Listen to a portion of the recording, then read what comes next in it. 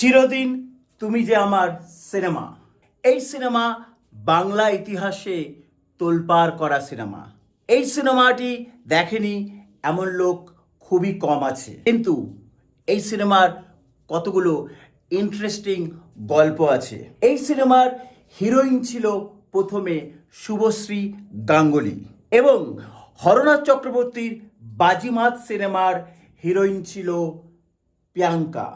কি করে প্রিয়াঙ্কার জায়গায় শুভশ্রী গেল এবং শুভশ্রীর জায়গায় প্রিয়াঙ্কা এলো? এই সিনেমায় প্রথম পরিচালক হিসেবে আত্মপ্রকাশ করেন রাজ চক্রবর্তী। হিরো হিসেবে প্রথম সিরিয়াল থেকে এলেন রাহুল এবং এই সিনেমার মাধ্যমেই হিরো হিসেবে রাহুলের আত্মপ্রকাশ হলো।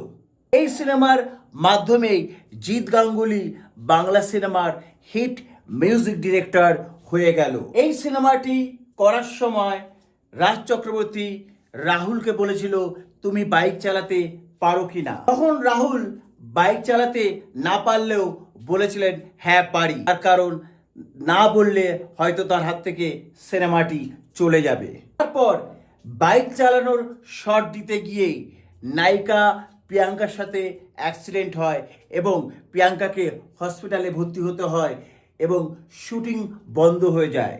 প্রিয়াঙ্কার মুখ ফুলে পুরো মুখ চেঞ্জ হয়ে যায়। অনেকগুলো অজানা গল্প আজ আপনাদের বলবো। গল্প শুরু হওয়ার আগে চ্যানেলটিকে ফলো করুন, সাবস্ক্রাইব করুন, লাইক করুন।